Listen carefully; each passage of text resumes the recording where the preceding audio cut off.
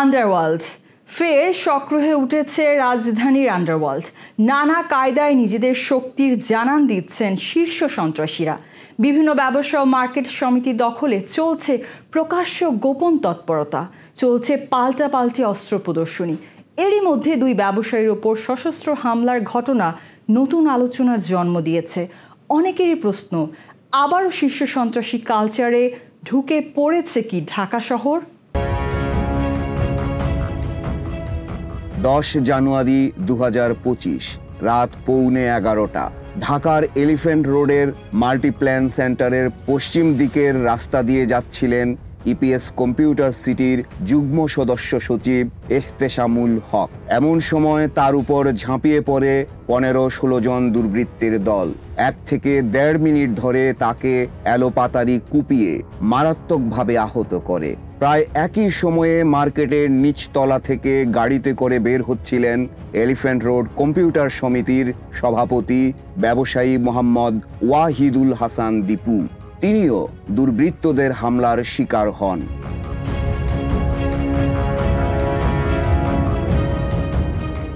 নৃশংস এই ঘটনার পর হঠাৎ করেই আলোচনায় চলে আসে রাজধানীর আন্ডারওয়ার্ল্ড। হামলার নেপথ্যে কারণ খুঁজতে গিয়ে এসে যায় ঢাকার অপরাধ জগতের দুই শীর্ষ সন্ত্রাসীর নাম। একসময় তাদের হাতেই ছিল অপরাধ জগতের নিয়ন্ত্রণ। তারা হলেন হাজারীবাগের সানজিদুল ইসলাম ওরফে ইমন এবং মোহাম্মদপুরের ইমামুল হাসান হেলাল ওরফে পিচ্চি হেলাল।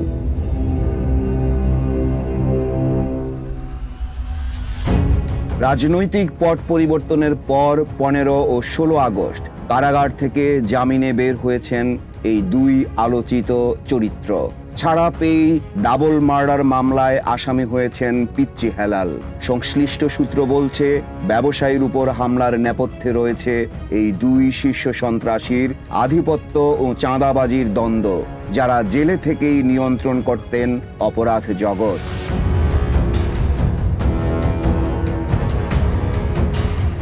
সূত্র বলছে, ব্যবসায়ী সমিতির দখল নিয়ে দ্বন্দ্বের জেরেই দুই ব্যবসায়ীর উপর হামলা চালিয়েছে সন্ত্রাসীরা।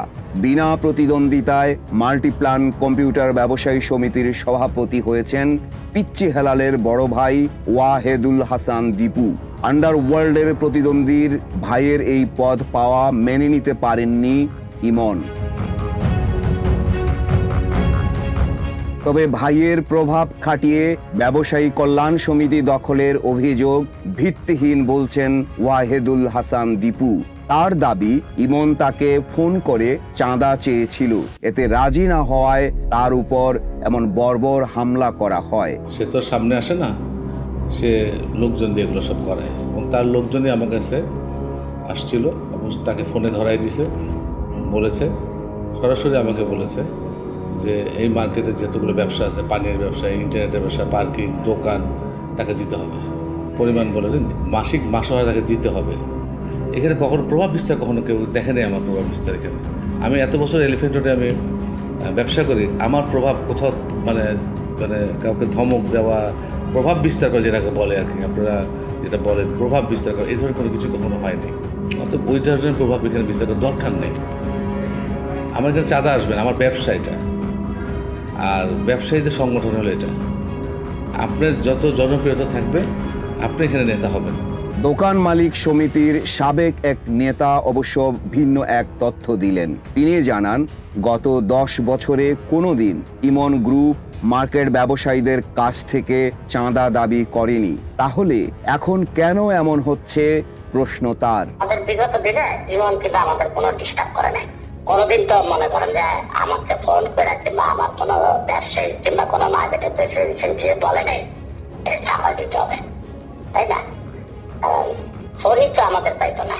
নিশ্চয়ই ফোন আগে ছিল, এটা মনে করেন যে ফোন তাদের সাথে আগে যারা এই ফোনটা নিতেছে তাদের সাথে আগে যোগাযোগ ছিল। না, আমার ফোন আপনি পাইছেন, নিশ্চয়ই অন্য কারোর থেকে পাইছেন, ম্যানেজ করছেন, তাই না? হ্যাঁ, আমার পরিচিত লোকজনের থেকে ম্যানেজ করছেন। আমার যদি আমি যদি সন্ত্রাসী কার্যকলাপের সাথে জড়িত থাকতাম, তাহলে মনে করেন যে সন্ত্রাসী আমার ফোন নম্বরটা পাইতেন, তাই না? আমাকে পাইছেন মনে করেন যে আমার নম্বর তো সন্ত্রাসী কারোর কাছেই নাই, আর কারণ এদের সাথে আমার চলাচল নাই, যোগাযোগ নাই, আমাদের কোনোদিন ফোনও করে নাই, কোনো কিছু না। আলোচিত এই ঘটনার পর শীর্ষ সন্ত্রাসীদের উপর নজরদারি করা হচ্ছে বলে জানালেন পুলিশের এক কর্মকর্তা।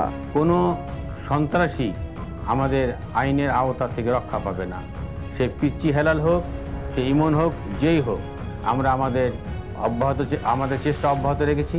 আইনের আওতায় আমরা অবশ্যই তাদেরকে নিয়ে আসবো। ব্যবসায়ী সমিতির দখলের জের ধরে শীর্ষ সন্ত্রাসীদের প্রকাশ্যে দ্বন্দ্ব এবং রাজধানীর আন্ডারওয়ার্ল্ডের তৎপরতা নিয়ে উদ্বেগ প্রকাশ করছেন ঢাকা বিশ্ববিদ্যালয়ের অপরাধ বিজ্ঞান বিভাগের চেয়ারম্যান শাহরিয়া আফরিন। 2000 পর্যন্ত আমি বিভিন্ন পত্রপত্রিকায় দেখলাম যে অনেক সময় দেখা যাচ্ছে বিভিন্ন বিশৃঙ্খলা করে কারাগার থেকে তারা পালিয়েও আসছে এবং অনেকেই এখন জামিন দিয়েও বের হচ্ছে। এবং পাশাপাশি আমরা দেখছি যে সেখানে রাষ্ট্রপক্ষ আসলে ওই ধরনের কোনো অ্যাক্টিভ রোল প্লে করছে না বা মামলার জন্য করছে না এবং জামিন হয়ে যাচ্ছে।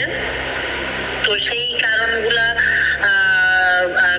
আসলে আমরা দেখতে পাচ্ছি যে শীর্ষ সন্ত্রাসী যারা আছে তারা ছাড়া পেয়ে যাচ্ছে এবং ফিরে এসে সবচেয়ে ভয়ঙ্কর ব্যাপার যেটা যে তারা আসলে কোনো ধরনের কারেকশনের আমরা কোনো পিকচার দেখতে পাচ্ছি না যে এত বছর তারা জেল খেটেছে।